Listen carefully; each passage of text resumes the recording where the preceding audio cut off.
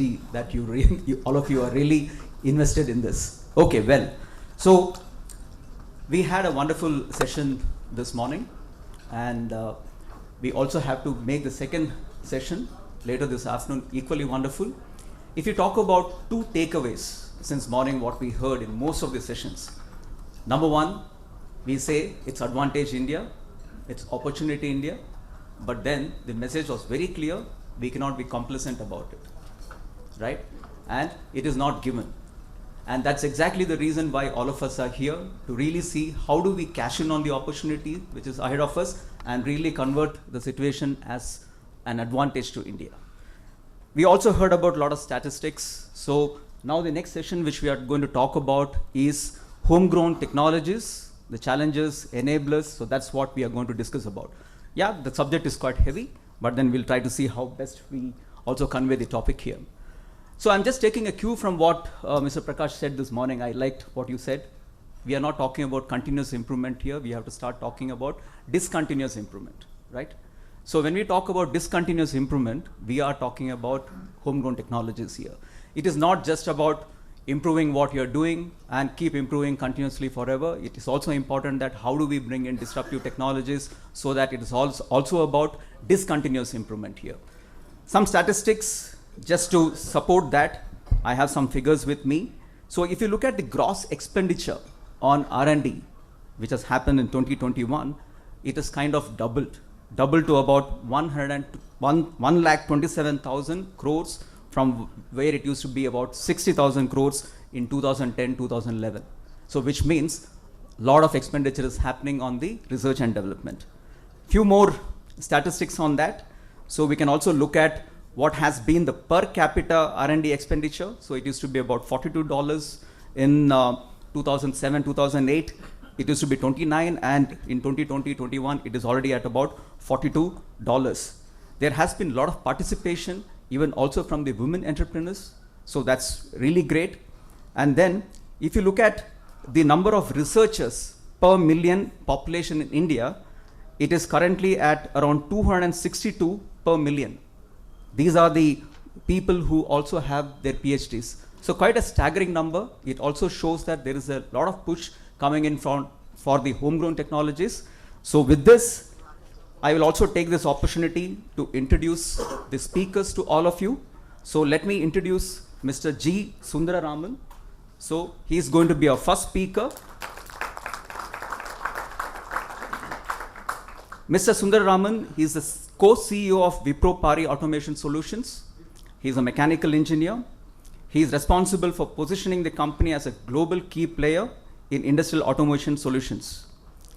He has more than 32 years of leadership experience, I would say. Prior to joining Wipro, he also worked in companies like Wipro Infrastructure Engineering. He also worked in JCB, Whirlpool, to name a few. He is also known for his ability to turn around organizations. He has leveraged and integrated solutions for industrial automation through robotics, IoT sensors, telematics to drive productivity and business goals. So it's a pleasure to have you, Mr. Sundararaman. So without much ado, I welcome Mr. Sundararaman to deliver the speech here.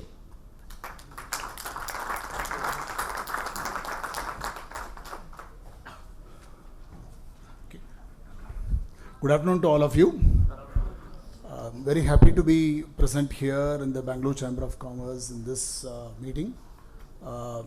This is my first interaction with this cohesive niche community, and I had a call from Mr. Devarajan, which all of you know you cannot ignore. So he is identified as one of the manufacturing guru and mentor for many of the industrial automation revolutions in the country, and happy to receive the call from him and be part of this session talking to you about the journey that we had in Wipro Pari. Normally in these sessions, I generally don't use any presentations and extempo I speak, but this time, fortunately, I decided to have this more like a presentation and more focused with reference to the technologies that Wipro Pari has deployed in India. Specifically, I wanted to, so I would like you to not to look at as a company presentation or a promotion of a company presentation, but I would like you to look at what Indian company could do in any environment, as an example. That's where I think I would like to leverage this, not as a specific company presentation. Because some of the speakers I saw in the morning, it was very good. They were really articulating with reference to each of those organizations, how they anchored and grown on the basis of Indian technology getting deployed, be it in aerospace, be it in terms of automation areas. A quick introduction to Wipro Infrastructure Engineering. Many of you would be knowing a company called Wipro Fluid Power. It started in Pune, in Bangalore, way back 45-50 years back. And this is one good example how Atmanirbhar could happen in India way back itself. Like the way we had TVS groups coming into the country. Today, this industry, this hydraulics business, Wipro Hydraulics is world's largest single independent hydraulic cylinder manufacturers in the world. So wherever Caterpillar is there, JCB is there, it's a single source to all of them. The entire construction equipment machinery industry uses Wipro's hydraulic cylinders. So the factories are in Brazil, US, Romania, Sweden, Finland, and 3 factories in India, and 4th factory which is getting set up now in Jaipur. So that way, this is one good example how it is potential and it is the possibility of an Indian company spreading as a large enterprise globally in the manufacturing and that too into heavy engineering industry like this. Wipro Infrastructure Engineering is also into aerospace. We are one of the largest landing gear actuator supplier to Boeing. We have facilities in Israel, we have facility in Seattle and in Devanahalli in Bangalore. That's one large business for us. Water treatment, we do ETP, STP solutions for industrial applications. Additive manufacturing, many of the ISRO's satellite launches carry Wipro 3D metal printed parts. So we have a metal printing facility in Pune and that's where the additive manufacturing facility is. The automation solution is a business where I come from, and rest of my presentation is going to be centering around automation business. Apart from this, then many of you will be aware that Wipro is into consumer care, lighting business, and Kawasaki JV for precision machinery, and Wipro GE Healthcare, one of the long-standing joint venture with GE. So coming to Wipro Pari specifically, I'll start with a small video and then I'll run through my presentation.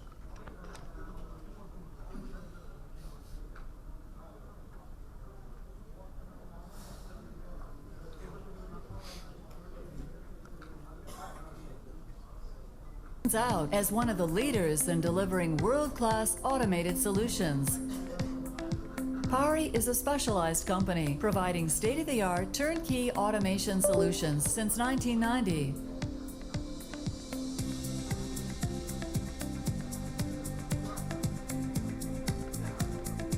Pari Robotics Global Facilities is in Pune, India. We also have dozens of sales and service support offices scattered throughout the world. Pari's customer base is very diverse and all around the globe. With more than 1,500 installations worldwide, Pari is providing their customers with the solutions they need to enhance their productivity and to achieve their manufacturing goals. Pari has approximately 1,000 employees under one roof with one of the largest engineering teams focused on automation technologies. 550 of these are engineers with strong mechanical and controls design experience. This solid engineering strength enables Pari to provide complete turnkey solutions. Pari has a huge capacity and talent pool to engineer and deliver solutions that enable addressing urgencies, like crunching timelines and managing changes. It's all to support advanced manufacturing systems.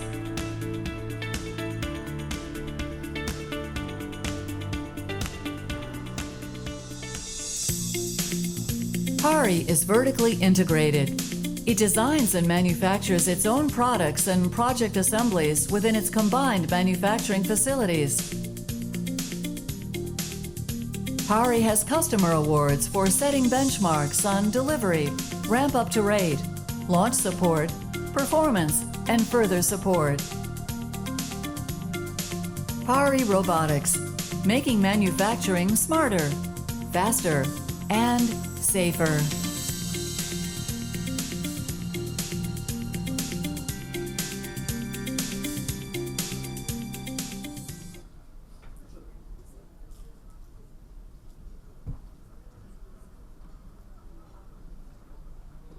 So we provide turnkey solutions in the automation space. The genesis of this is about 30 years back. Dr. Ranjit Date and Mangesh Kale, they founded this organization to build automation solutions in India.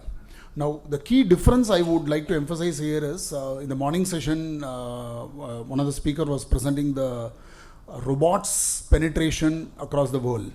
Now, the difference I would like to draw here is India's automation journey need not be measured the way China has progressed with reference to the proliferation of robots in that country. That's our view. The reason that we mentioned that is, in China, for example, we say that 200,000 robots are getting retailed every year. Whereas in India, it's about only 4,000 robots. Now, what is sustainable? We also saw one slide which showed that robots density, how it is increasing and how the manpower is reducing. Now, this is one myth which even when we present and when we talk to MHI or when we talk to the government bodies about importance of automation in Indian industry, their immediate straight question is, will there be job loss? And that's a very important question that as an automation solution provider, we have to answer. Automation is not necessarily removing jobs from the shop floor. That's been time tested. In fact, the great example for us, we can see the TVS factories in southern part of India. Every factory has been growing year over year, decades after decade, with sustainable investments in automation, at the same time providing more and more manpower. The growth, the productivity growth that is coming, the global scalability and the consistency is possible with affordable automation. And that's where I think the difference comes. So India's journey for automation, even in future, may not have the same level of cobot intensity in the factories is what we believe. Because the reason I'm mentioning this is, we have in India, India is the largest two-wheeler manufacturing country. 20 million two-wheelers we produce. If you look at all the two-wheeler companies in the country, they are all highly automated. You can't produce a motorcycle in 14 seconds if it is not automated. The metal feeding has to be automated, the assembly has to be automated, the testing has to be automated. Even in backhoe, for example, the company I was working earlier, JCB, we were rolling out one JCB every 2 minutes. That means one JCB has to come out of the factory. That heavy machinery has to get assembled, and we have to have automation in the entire assembly, because the metal feeding conveyor has to run parallel to that. There has to be overhead conveyor which has to deliver materials to the point of assembly. So the automation has to coexist with reference to the growth of the organization, and need not necessarily be robot intensified automation. And that's the difference. Of course, yes, where there is hazardous, heavy lifting, welding, difficult jobs which are not possible to be delivered through human intervention, definitely robots have to get deployed. So in specifically with reference to the turnkey solutions, we provide in all the areas, be it with reference to welding, be it with reference to material handling, logistics, automated machining, intralogistics area. Electric vehicle is major growth segment for us. We work with all the Indian manufacturers in providing the battery pack robotic assembly lines.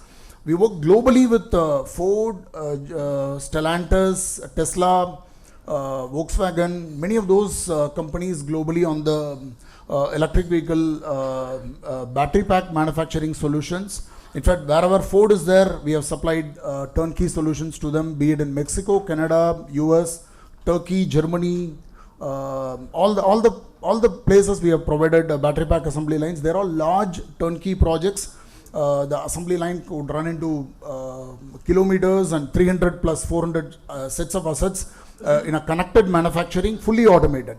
And that's how the homegrown Indian technology can reach globally. If you look at the top 10 global automation companies, 5 years back, no Indian company was in the top 10, not even in the top 25. That's a position that India was. We will be in the top 50th position in the global automation solution provider, because for somebody to get into top 10 level, top 25 level itself, you need about $200 million revenue threshold, because you are competing with global majors who are either from Japan or from Germany or from Italy or from US. And I'm not including the Chinese automation companies, because they are very country centric largely. Of course, they have started acquiring many companies globally now and expanding. So that way, when you look at it, we are very proud that we have breached that in the last 5 years from Wipro Pari side. We are in the top 10 automation companies globally with our factories in, with our integration test facilities in Mexico. We have a factory in Romania. We have 4 factories in Detroit, catering to all the manufacturers there, OEMs there. 2 factories in Germany and 1 in Italy now, with the recent acquisition of intralogistics company called Ferretto. And of course, in Pari, in Pune, in Shirwal, we have a 1 million square foot, 70-acre campus where we are vertically integrated. Now, I mentioned this as a vertical integration as a requirement because for Indian manufacturing companies to scale globally, we need to be vertically integrated. Unfortunately, in the automation space in India, for too long in the last 2 to 3 decades, it was more of a trading business. People used to buy automation products, import automation products and trade in India, and then we were gearing up more like a assembler and integrator of automation solutions. So the journey in the next decade to 2 decades has to be that we start manufacturing automation products here, and we are seeing that many of those big names in the automation product companies, they are investing now in India and then started manufacturing in India, because vertical integration is going to be the key to global competitiveness. We have seen it in motorcycle industry with the TVS backward integrating virtually to everything, whether it is related to casting, forging, fasteners, and complete vertical integration, which gives that scale and the a position competitive advantage globally to do that. So in Pari, we were very careful and we were vertically integrating, starting from steel cutting to steel fabrication, machining. We do everything. The conveyors are made in-house and then integrated and assembled at the customer end. Electric vehicle manufacturing solution, we call it as India's next growth trajectory in the manufacturing. GDP is going to be, we say it as 3 E's. 1 E is electric vehicle manufacturing. There is no look back on it. Every OEM has stopped investment in the conventional combustion engine lines. So there is no, we cannot look back now. We'll have to go forward with electric vehicle manufacturing as a key thrust area. Second E is e-commerce. E-commerce is exploding. Today we are seeing that we are comfortably sitting at home, we are able to order one soap or one, I have seen people ordering curry patta, 10 rupees, sitting at home and getting delivered. So that way, like the entire distribution network has to have a very different approach for this market, where we are getting into omni-channel retailing solutions, dark stores, what we call. So if you walk into Alsur or Koramangala or Jayanagar, any of those areas, on a 3,000 square feet, you have about 40-50 people cramming to do the delivery solutions. Those automation has to happen in those areas, what we call as a mini load ASRS, automated storage and retrievable systems. They have to percolate and it will happen. We have done a couple of large-scale programs in the logistics area as well. So e-commerce is another exploding area which we are looking at. Third E is electronics manufacturing. As we are seeing very clearly, Foxconn, as many of you are aware, is investing heavily in Karnataka.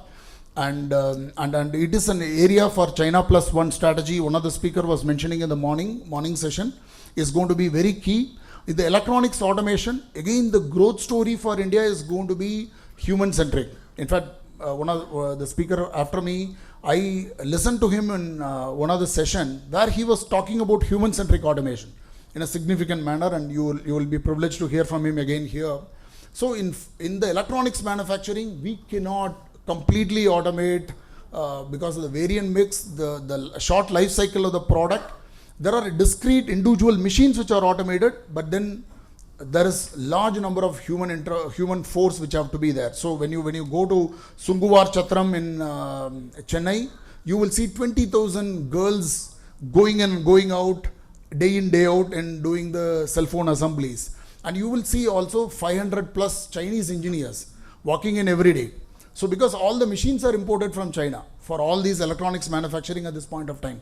And that's another great opportunity for automation business in India to go to a next level. So these are the 3 E's where we are concentrating. Electric vehicle is one area where we have a mature solution, and it is definitely geared up significantly. Going forward with any of those areas with reference to powertrain, with reference to machine tending automation, with reference to welding automation, all these are all native homegrown solutions that we have deployed. And when we see the potential for mechatronics engineers in terms of the automation space is huge. So many of those colleges, as you see, that they have all launched BTech robotics courses, BTech mechatronics. Mechatronics is already significantly gearing up, and that's the opportunity for us in terms of having a global vision. We are already breached the top 10. We definitely want to be in the top 3 in the next 5 to 7 years from Wipro Pari perspective. Thank you very much.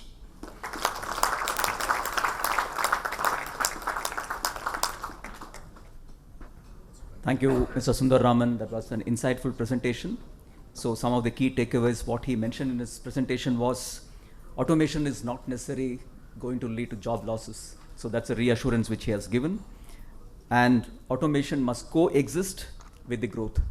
So that's also an absolute key message. And we are also proud that an Indian company is basically working on automation solutions, helping companies globally in helping them automate their processes. So thank you very much for that.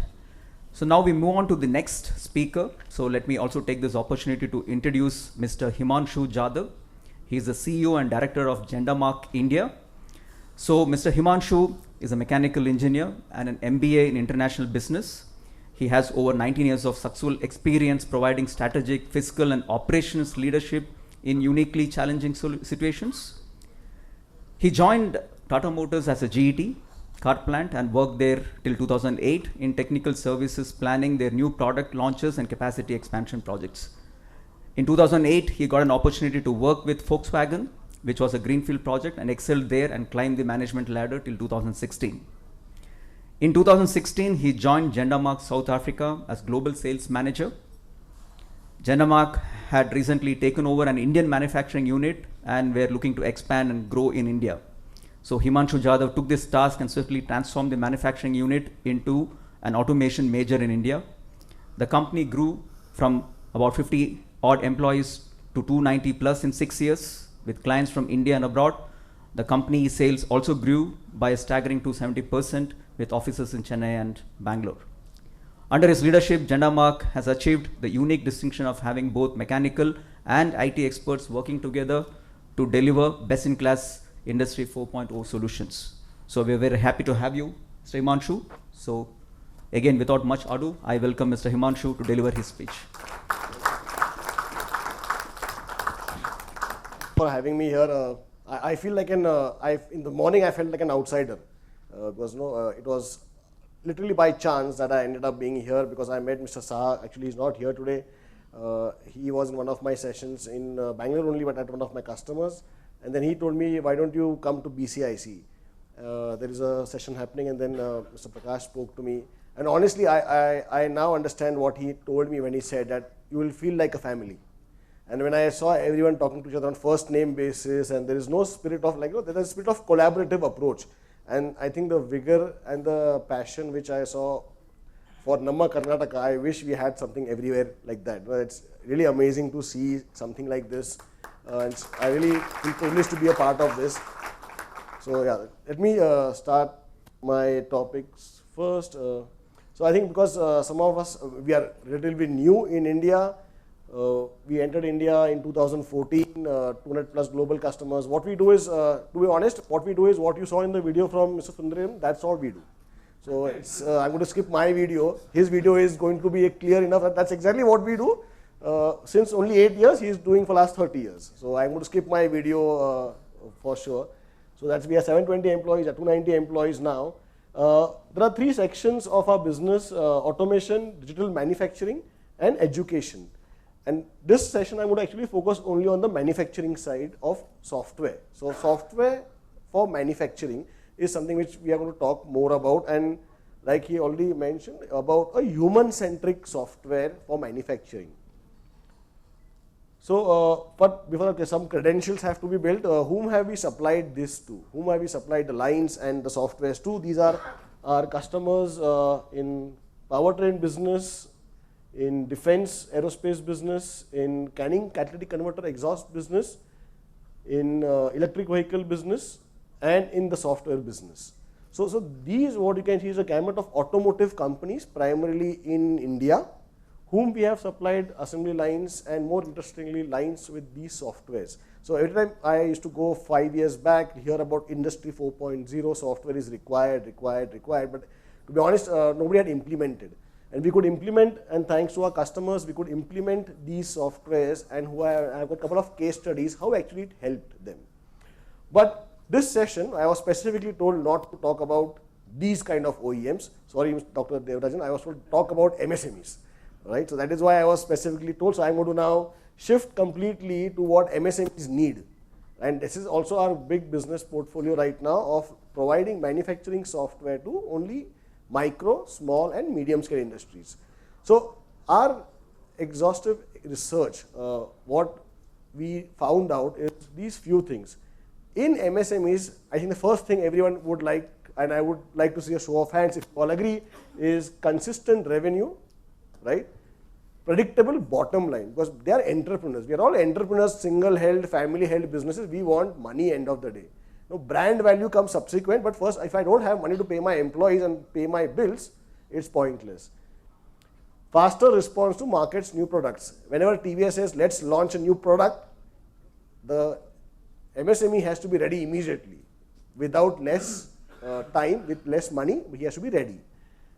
Reduce dependency on skilled manpower, because everyone is taken by OEMs.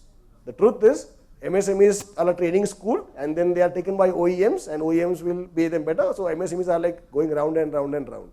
So dependency on skilled manpower is a problem. Lower capex initial investments are a problem. We already heard a couple of speakers talking that initial investments up to 1 crore is okay. Beyond 1 crore becomes a big problem. Collateral is not available.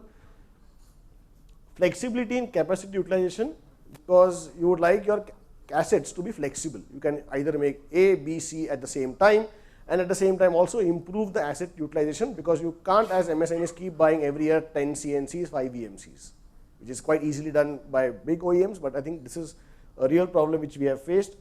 And of course, now the overbearing thought is, with all these other needs, we also have to be ready for what's happening in the future. And that is where I thought that if my research and my understanding is that, I hope everyone agrees with this, that this is what really the problem of MSMEs in India today is, right? So how do we solve, and that's what we have to try and do now in this session, is try and solve this problem. But before I go to that, so we saw a chart similar to this up to Industry 4.0. There's something already called as Industry 5.0, which started after COVID. Now, if you look at the common denominator across all these 4 industrial revolutions, what each of it achieved was a value add compared to previous revolution, right? When you moved from steam to power, electricity to robots, there was a value add compared to what previous did not have. mass production. It always ensured mass production should be done, reducing impact of humans. Every revolution has tried to reduce impact of humans, using technology to enhance efficiency, and in a nutshell, in 2 words, it was always do more. It was always to do more and more and more. That was the emphasis till now. And if you go one step back now, thankfully there are no Germans here, so I can talk openly.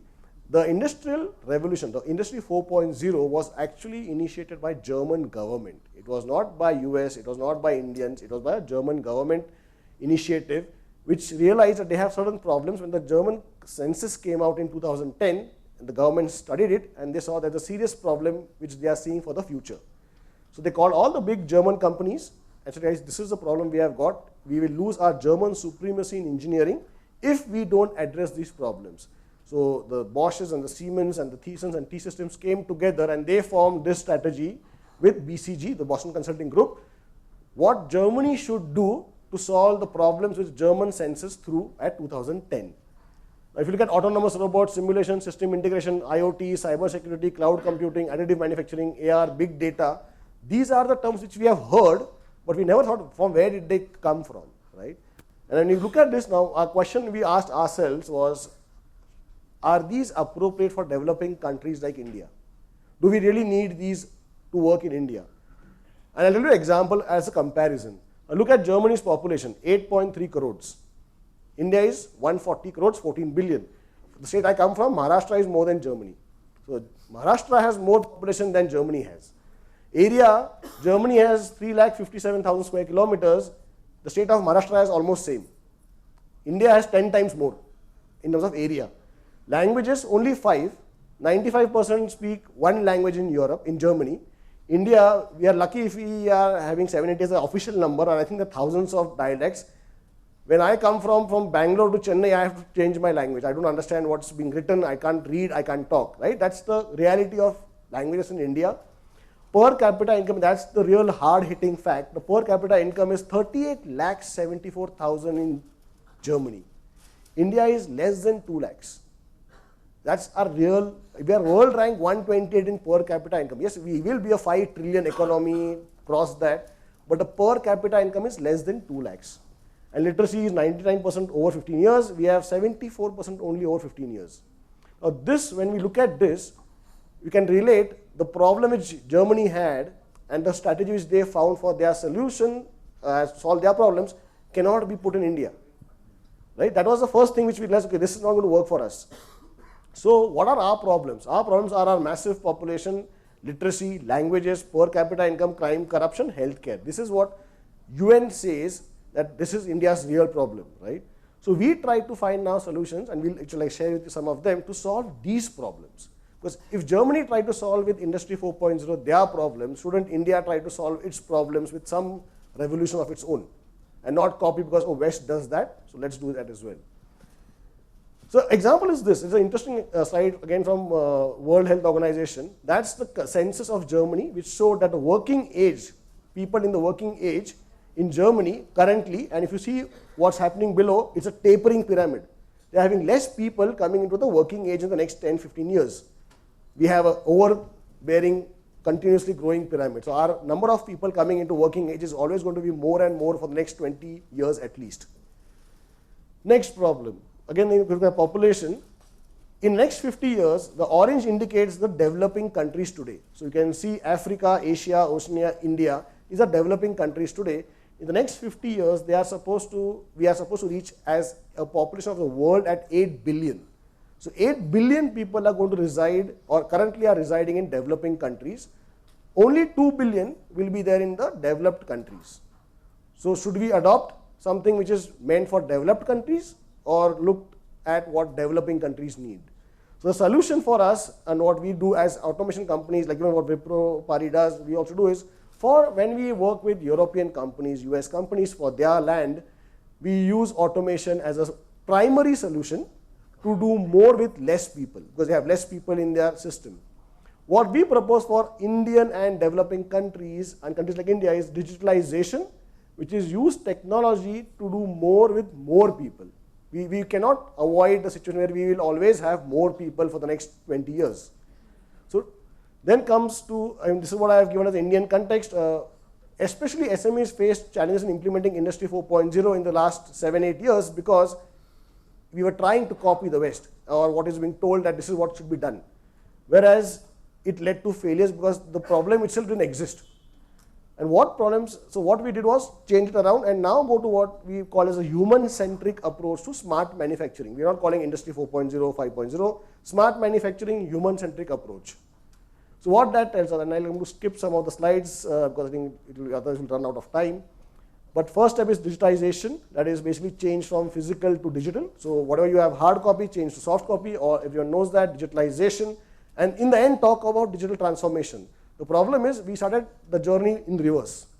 Everyone said, let's do digital transformation because Germany was doing or Europe is doing transformation. But we forgot they already were 3 decades ahead of us. So that was the first learning which we realized. So now I'm going to give you some practical examples. Okay, I'll skip the product. That's our product, but I'll talk about the products later, what we have offered. What these products solve is now if I go back to the first slide, the faster response to market, right? That was the problem most SMEs have and even tier ones have. And Dr. Devan going to be upset with me with this slide. This is what my customers expect.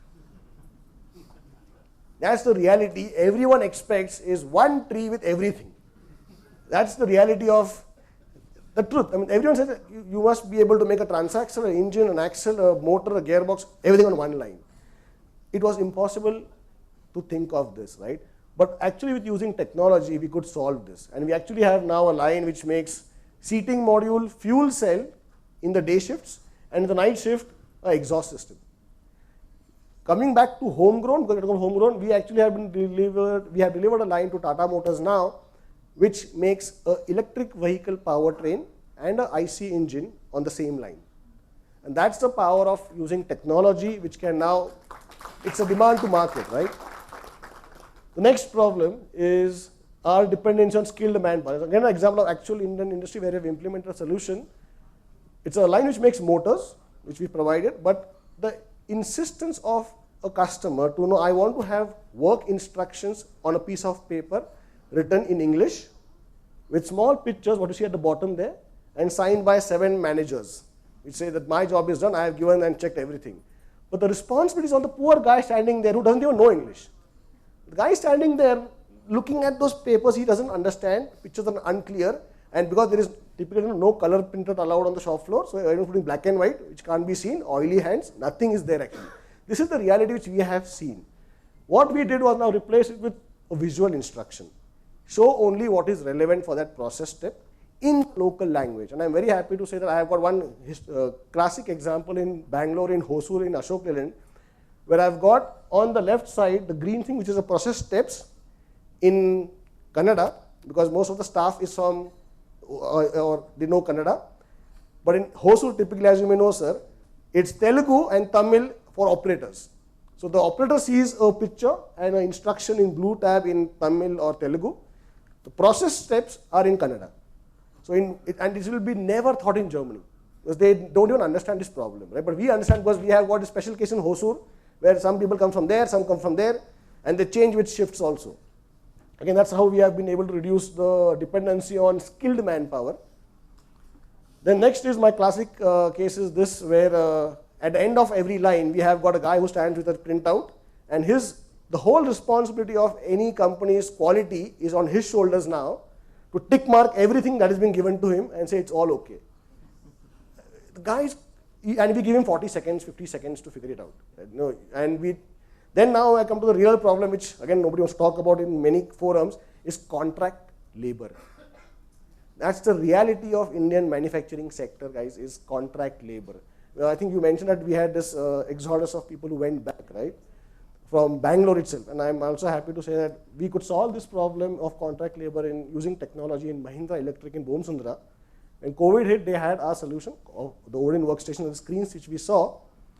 When COVID came, everyone were deployed. They were contract laborers from North India. Nobody came back in 4 weeks. And they had to now get guys from Hosur region who had never seen a battery pack in their life, but they could make battery packs in 2 hours. never they thought from Mahindra side that they could make a battery pack with completely new, untrained, unskilled laborers from a different state. Never seen a battery pack in 2 hours. That's because the guidance was so clear, the process security, the measures, the camera system was so clear that they couldn't do anything wrong. It took time for ramping up, but at least they could start production. And back in the COVID days, every single part was gold, right? And that's how we could solve this. But again, this problem, how to solve this problem is use what we already do in our own homes. We have phones where we click every time when you like comments, make comments, make digital work instructions, but with the idea of also taking pictures. So now he can't just say a tick mark, it automatically takes a picture while it takes a tick mark at the back end. So a tick mark is an image captured, and it is then available as a report without any problem. So this now allows the goal which we all spoke about, sustainability. No paper printing, no cartridges, no paper, everything is digital. You just click, click, click, click, click, but now the guy knows whatever I am clicking is being recorded. So he's also conscious now, and in the end, the next minute, a report is generated, so there is no papers required. It's a variant specific information, drop down comment, so his time gets saved. Again, talking about how technology saves time. Initially, he was writing comments and statements. Now he's just selecting from a drop down menu. I think then how a typical manufacturing line looks is, again, using expensive systems and softwares, but what we could do is using simple, inexpensive web cameras, having an AI at the back end, which also detects if I'm wearing gloves.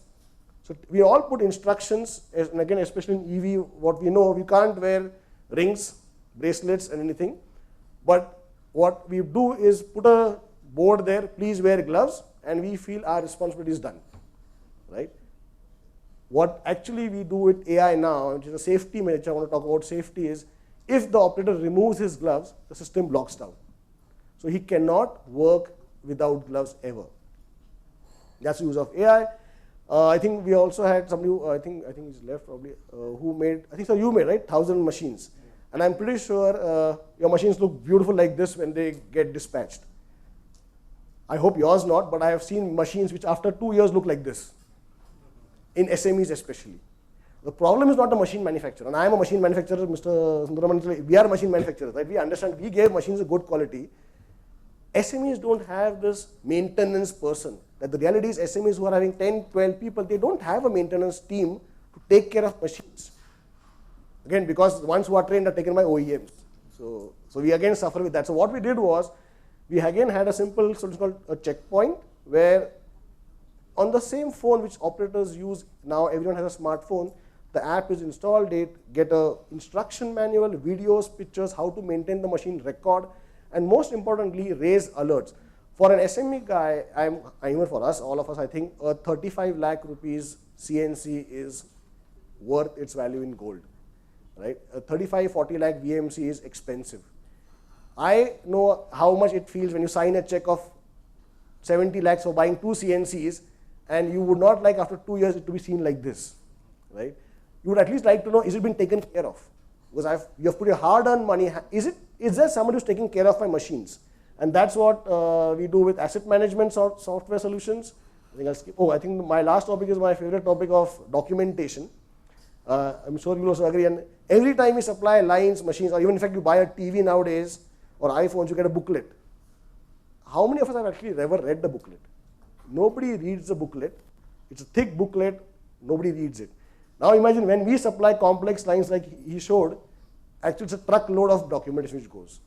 Nobody knows, but it's a demand from the OEMs and tier ones. We want documentation in hard copies also, as well as soft copies. What purpose, I don't know, because I have never had anyone seeing a documentation file in detail. The problem also is the location is not there. Location is lost. Everyone is lost the documents after 2 years. It's in somebody's drawer, somebody's store, under the carpets. So what we changed was, now we put barcodes on every single machine, which we all know, scanning a barcode in restaurants, we access the menu, right?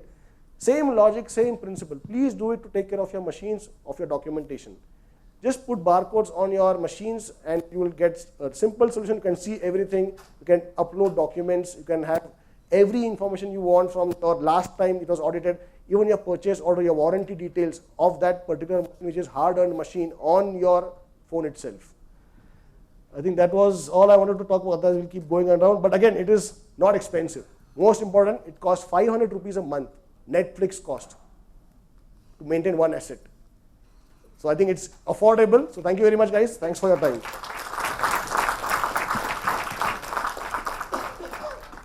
So thank you, Mr. Himanshu. That was a very inspiring and insightful speech. Couple of takeaways from that. So we need to work on human-centric, smart manufacturing, automation solutions for developing countries. For developed countries, it is more with less, and for developing countries, it is more with more. So thank you very much for that message. Thank you, panelists, and thank you, Mr. Chandrasekhar, for the moderation. Before we step down from the dais, may I request the President, Mr.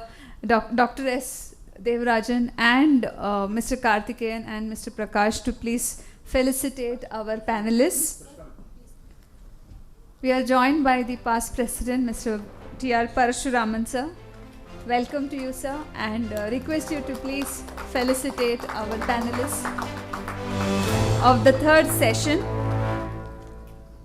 Both the panelists have spoken extensively on all the homegrown technologies, the theme that was planned out for the third session.